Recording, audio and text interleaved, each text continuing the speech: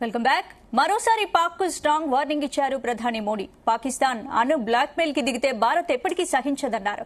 మళ్లీ ఉగ్రదాడి జరిగితే ఈసారి కొట్టే దెబ్బ మామూలుగా ఉండదంటూ కౌంటర్ అటాక్ దిగారు.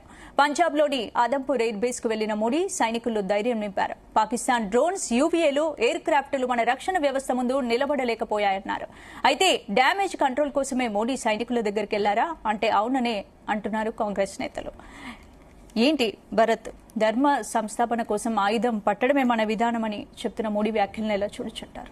అంటే ఒకటి, ఇవాళ నరేంద్ర మోడీ చాలా మందికి సందేహం ఉండొచ్చు, ఆదంపూర్ ఎయిర్ బేస్ కు ఎందుకు వెళ్లారు, ఆదంపూర్ ఎయిర్ దానికి ఎందుకు వెళ్లారు. కొద్దిమంది దీన్ని ఏమంటారంటే ఇది షో పుటప్, అంటే మొన్న జరిగిన డ్యామేజ్ ను కవర్ చేసుకునేందుకు, దేశ సైనికుల మనోధైర్యాన్ని నింపడానికి అనుకోవచ్చా అంటే చెప్తాను నేను. అందుకనే మొన్న జరిగిన డ్యామేజ్ మన భారతదేశం సంబంధించి నష్టం వాటిల్లింది అని పాకిస్తాన్ లో అక్కడ వాళ్ళు సంబరాలు చేసుకుంటారు. భారత్ కు చాలా పెద్ద నష్టం వాటిల్లింది, భారత్ ఓడిపోయింది అని వాళ్ళు సంబరాలు చేసుకుంటారు.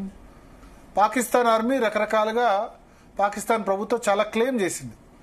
ఆయన ఆదంపూర్ ఎయిర్పోర్ట్ వెళ్ళడానికి ఒక ఫోటో ఆపర్చునిటీ గురించి వెళ్ళలేదు. ప్రపంచ సమాజానికి, పాకిస్తాన్ కు, మిగతా వాళ్ళందరికీ ఒక ప్రూవ్ చేసేందుకు వెళ్ళారు. ఈ ఆదంపూర్ అనేది పంజాబ్ లో ఉంటుంది, జలంధర్ హోషియార్పూర్ మధ్య. భారతదేశంలో 2వ అతిపెద్ద ఎయిర్ బేస్ ఇది, పంజాబ్ లో ఉండేది. సో ఈ ఆదంపూర్ మీద పాకిస్తాన్ ఏం చెప్పిందంటే, మేము యుద్ధంలో భారత్ పాకిస్తాన్ మధ్య జరిగిన గొడవల్లో ఆదంపూర్ లో S-400 మిసైల్ ను మేము నేలమట్టం చేశాం, ఆదంపూర్ ఎయిర్పోర్ట్ ను తునాతునకలు చేశాం, మొత్తం దాన్ని సర్వనాశనం చేశామని వాళ్ళు క్లెయిమ్ చేశారు పాకిస్తాన్ మీడియా బ్రీఫింగ్ లో. సో అది తప్పు అని చెప్పేందుకు ఇప్పుడు ఎప్పుడు సీజ్ ఫైర్ అయింది, 2 days అయింది కదా. 2 days లో అయితే మొత్తం దీన్ని సెటరేట్ చేయలేరు కదా. ఆదంపూర్ ఎయిర్ బేస్ ను ఒకవేళ నష్టం జరిగితే పాకిస్తాన్ ఏదైతే క్లెయిమ్ చేస్తుందో అది తప్పు అని చెప్పేందుకు ఆదంపూర్ ఎయిర్ బేస్ కి వెళ్ళి ఆయన బ్యాక్గ్రౌండ్ చూడండి మీరు. నరేంద్ర మోడీ విజువల్స్ లో కనుక బ్యాక్గ్రౌండ్ ఏం కనబడుతుంది అంటే S-400 క్షిపణి కనబడుతుంది, S-400 డిఫెన్స్ సిస్టమ్ కనబడుతుంది.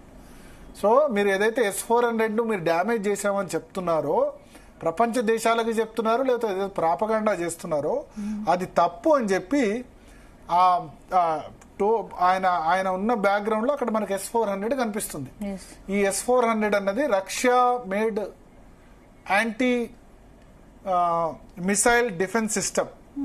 అంటే మనకు కనబడుతుంది చూడండి మీకు, రైట్ హ్యాండ్ అటువైపు పొడుగుగా ఉంది కదా నరేంద్ర మోడీకి. మన ఇటువైపు చూస్తే ఇటు లెఫ్ట్ అంటే అటు ఆ స్క్రీన్ లోనేమో రైట్ సైడ్ పొడుగుగా ఉన్నది సేమ్ ఆయన మాట్లాడుతున్నది అది S-400. సో ఒకటి అక్కడ ల్యాండ్ అయ్యారు. ల్యాండ్ అయ్యడం ద్వారా ఏంది, ఆదంపూర్ ఎయిర్ బేస్ లో ల్యాండ్ అవ్వడం ద్వారా ఆ రన్వే గానీ ఆ ఎయిర్ బేస్ కు ఎటువంటి నష్టం వాటిల్లలేదు. రోడ్డు మార్గంలో పోలే కదా, అక్కడ నరేంద్ర మోడీ విమానం ల్యాండ్ అయింది కదా, అంటే దానికి నష్టం వాటిల్లేదు. ప్లస్ S-400 కూడా నష్టం వాటిల్లేదు ఎయిర్ డిఫెన్స్ సిస్టమ్ కు. రష్యన్ మేడ్ S-400 చాలా అద్భుతంగా పనిచేస్తుందని దాన్ని ఒక మెసేజ్ పంపించారు. అందుకనే ఆదంపూర్ కు పోయారు. అంటే పాకిస్తాన్ చేస్తున్న క్లెయిమ్స్ ను కొద్దిమంది మన వాళ్ళు కూడా నమ్ముతున్న పరిస్థితుంది. దాన్ని పటాపంచలు చేసేందుకే వెళ్లారు ఒకటి. రెండవది, ఇప్పుడు ఒక సవాల్ విసిరారు ఇండైరెక్ట్ గా. షాబాజ్ షరీఫ్ గాని, ఆసిఫ్ మునీర్ గాని రహీం యార్ ఖాన్ ఎయిర్ బేస్ కు వెళ్ళగలరా? ఎందుకంటే మనం చేసిన దాడిలో రహీం యార్ ఖాన్ ఎయిర్ బేస్ ఇది రావల్పిండిలో ఉంటుంది. ఈ రహీం యార్ ఖాన్ ఎయిర్ బేస్ తుక్కుగా కొట్టేశారు మన వాళ్ళు. ఎట్లా అంటే అక్కడ విమానం రన్వేను కొట్టేస్తే విమానం ల్యాండ్ అయ్యే పరిస్థితి లేదు మన వాళ్ళు. అందుకనే అదం ఎయిర్ బేస్ కానీ మిగతా వాటి ఫొటోస్ రిలీజ్ చేశారు. ఫొటోస్ రిలీజ్ చేయడమే కాకుండా నరేంద్ర మోడీ అక్కడ ఉంటే మొత్తం మీడియా కెమెరాలు అయితే ఉన్నాయి కదా, అక్కడ ఏమైనా మీకు నష్టం వాటిల్లినట్టు కనబడుతుందా? సో పాకిస్తాన్ చేస్తున్న ప్రాపగాండా తప్పు అని ప్రూవ్ చేశారు ఒకటి. రెండవది, ఇప్పుడు దమ్ముంటే షాబాజ్ షరీఫ్ గానీ, ఆసిఫ్ మునీర్ గానీ వాళ్ళు అక్కడికి వెళ్ళాలి. వెళ్లి రహీం యార్ ఖాన్ ఎయిర్పోర్ట్ గనక వెళ్తే ఎస్, భారత్ ఏదైతే చేస్తుందో క్యాంపెయిన్, రహీం యార్ ఖాన్ ఎయిర్ బేసు తునాతునకలైంది, చాలా డ్యామేజ్ జరిగింది మిలిటరీ ఇన్ఫ్రాస్ట్రక్చర్ కు. ప్లస్ అనవసరాలు దాచబడిన ప్రాంతం కూడా దాన్ని మన వాళ్ళు ఆ ఎంట్రన్స్ కొట్టేశారు. సో దానివల్ల పాకిస్తాన్ ఆగ్రహం చెంది మేము అణుబాంబు వేస్తాం అది ఇది అని చెప్పి బెదిరించారు. అమెరికా నుంచి ఫోన్ వచ్చింది, దాంతో ఆగిపోయింది. సో ఏదైతే పాకిస్తాన్ ప్రాపగాండా చేస్తుందో, దాన్ని కొద్దిమంది మనవాళ్ళు కూడా నమ్మిన పరిస్థితుందో, ఆ విషయాన్ని ఆయన క్లారిటీ ఇచ్చేందుకు, చూడండి మాకు అదంపూర్ బేస్ లో ఎటువంటి నష్టం వాటిల్లో లేదు, నా వెనుకనే S-400 ఉంది చూసుకోండి అని చెప్పి, మీరు షాబాజ్ షరీఫ్ గాని ఆసిఫ్ మునీర్ గాని ఆ విమానాశ్రయంకి ఇప్పుడు ఓ నెల తర్వాత వెళ్తే ఉండదు, నెల లోపల రిపేర్ చేయొచ్చు, ఇప్పుడు వెళ్ళి మీరు అక్కడ ల్యాండ్ అయి చూపించండి అని సవాల్ విసిరారు.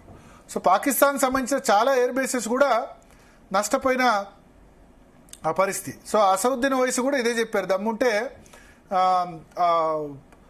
షాబాజ్ షరీఫ్ గాని ఆసిఫ్ మునీర్ గాని వీళ్ళిద్దరు ఆ ఎయిర్ బేస్ కు వెళ్ళండి, మా ప్రధాని నరేంద్ర మోడీ వెళ్ళినట్టు అని చెప్పిన పరిస్థితి. ఇంకోటి ఏంటంటే ఆ చైనీస్ ఎయిర్ క్రాఫ్ట్ కూడా డ్యామేజ్ అయినట్టుగా తెలుస్తుంది. చైనీస్ ఎయిర్ క్రాఫ్ట్ వేసుకొని మీరు దమ్ముంటే ల్యాండ్ కండి అక్కడ. చైనా టర్కీ చాలా ఇండైరెక్ట్ గా సహకారం అందించాయి. సో ఆ మెసేజ్ ఇచ్చేందుకు ఇవాళ నరేంద్ర మోడీ ఈ ఎయిర్ బేస్ కు, అదంపూర్ ఎయిర్ బేస్ కు వెళ్లారని చెప్పొచ్చు. అది అసలు కథ, ఎందుకు వెళ్లారన్నది. సరే, ఇక మిగతా డెవలప్మెంట్స్ అయితే ఖచ్చితంగా ఉన్నాయి. నరేంద్ర మోడీ చాలా మాట్లాడారు. ఇప్పుడు ఆపరేషన్ సింధుతో మన సైన్యం సత్తా ఏంటో ప్రపంచం చూసింది అని మోడీ అన్నారు ఇక్కడ. సో ఏంటి అంటే నిజంగానే ఆపరేషన్ సింధుతో తీవ్రవాదాన్ని నాశనం చేశారనుకోవచ్చు. అంటే ఉగ్రవాదం నాశనం అని కాకుండా ఉగ్రవాదుల్లో కొంత భయం అయితే వచ్చింది కదా. 9 చోట్ల స్థావరాలు దాడి చేయడం, దానిలో మౌలానా మసూద్ అజహార్ సంబంధించిన బంధువులు చనిపోవడం. ఈ ఉగ్రవాదం అన్నది ఒక్క రోజులో నాశనం అయ్యేది కాదు, కానీ ఉగ్రవాదుల్లో ఒక భయం. పాకిస్తాన్ లో కూడా మీరు ఇటువంటి టెర్రరిస్ట్ కార్యకలాపాలకు చేస్తే గనక, ఉగ్రవాద కార్యకలాపాలకు మద్దతు ఇస్తే మేము మిమ్మల్ని చేస్తామన్న ఒక మెసేజ్. వాళ్ళు కూడా 1కి 2 సార్లు ఆలోచిస్తారు కదా, ఇది ఎందుకు మళ్ళా అని చెప్పి వాళ్ళు ఆలోచించే అవకాశం. ఉగ్రవాదం నాశనం అవుతుంది అనుకోండి, దానికి సమయం పడుతుంది. దానికి short term measures, long term measures, medium term measures అవి చాలా తీసుకోవాల్సిన అవసరం ఉంది. బట్ ఒక మెసేజ్ అయితే వెళ్ళింది, మనకు నష్టం వాటిలో లేదు అని చెప్పేందుకు, ప్లస్ సైనిక దళాల మనోస్థైర్యం పెంచేందుకు. ప్రధానమంత్రి స్వయంగా వెళ్లి వాళ్ళందరితో ఫోటో దిగి ఎటువంటి రక్షణ లేకుండా వాళ్ళతో ఒకటికి కలిసిపోతే వాళ్ళకు ఒక మనోబలం వస్తుంది కదా. దాన్ని చూసిన వాళ్ళు మిగతా యుద్ధ రంగంలో పాల్గొట్టిన వాళ్ళకు కూడా ధైర్యం వస్తుంది కదా. ఆ మెసేజ్ ఇచ్చే ప్రయత్నం చేశారు. సో అందుకని అదంపూర్ బేస్ వెళ్ళడానికి ఇది నేను ప్రధాన కారణంగా చెప్తాను. ఇప్పుడు అణుదాడి బ్లాక్ మెయిల్ భారత్ ఎప్పటికీ సహించదన్నారు. అంటే పాకిస్తాన్ అణుదాడి బెదిరింపులకు కూడా భారత్ ఏం లెక్క చేయలేదు అనుకోవచ్చు. ఎందుకు లెక్క చేస్తారు? మన దగ్గర కూడా అనవసరాలు ఉన్నాయి కదా. వాళ్ళ దగ్గర ఉంటే మన దగ్గర అంతకంటే ఎక్కువ ఉన్నాయి కదా. సరే, వాళ్ళది ఎంతవరకు సక్సెస్ తెలియదు మనం, ఎందుకంటే వాళ్ళ అనవసర పరీక్షలు చేసిన ఖదీర్ ఖాన్ ఆయన ఆ రహస్యాల్ని ఉత్తర కొరియాకు వేరే వాళ్ళకి అమ్ముకున్నాడని ఆరోపణలు వచ్చి ఆయన పరిస్థితి. మన దగ్గర చేసిన అబ్దుల్ కలాం రాష్ట్రపతి అయినారు, ఆ తర్వాత ప్రోక్రాన్ అణు పరీక్షలు చేసిన వ్యక్తి. సో వాళ్ళకి అనవసర సామర్థ్యం ఉందో లేదో, నిజంగా జరిగిందో లేదో తెలియదు, కానీ మన ప్రోక్రాన్ అయితే మనం ప్రూవ్ చేసుకుంటాం. ఇప్పటికీ చాలా మందికి ఒక డౌట్ భరత్, అంటే ఆపరేషన్ సింధూర్ కంటిన్యూ అవుతుందా లేదా? ఇప్పుడు ఆపరేషన్ సింధూర్ అయితే పాజ్ అన్నట్టే, ముగిసిపోయినట్టే. మళ్ళీ ఎందుకు స్టార్ట్ అవుతుంది? కాల్పుల విరమణ ఇవన్నీ కూడా అయినాయి. కాకపోతే నరేంద్ర మోడీ ఏం చెప్పారంటే పూర్తిగా ముగిసినట్టు కాదు, ఇది పాజ్, మళ్ళీ టెర్రరిస్ట్ యాక్టివిటీ చేస్తే మళ్ళీ చేస్తాం. మాకు సివిలియన్స్ తో, పాకిస్తాన్ పౌరులతో లేదు, వాళ్ళని టార్గెట్ చేయం. టెర్రరిస్ట్ క్యాంపులు నాశనం చేయాలనుకున్నాం, చేశాం. మాకు డ్రోన్స్ విసిరారు కాబట్టి మిలిటరీ స్థావరాలను కూడా నాశనం చేశాం. ఎవరు? రహీం ఖాన్ ఎయిర్ బేస్ కానీ, రావల్పిండి కానీ, లేకపోతే మిగతా చోట్ల ఉన్న లాహోర్ లో యాంటీ డిఫెన్స్ మిసైల్ సిస్టమ్ కానీ, దాని అన్నింటినీ మన వాళ్ళు నాశనం చేశారు. ఆ విషయం ఇప్పుడు వాళ్ళు వెళ్ళి ప్రూవ్ చేయాలి నాశనం చేయలేదని చెప్పి.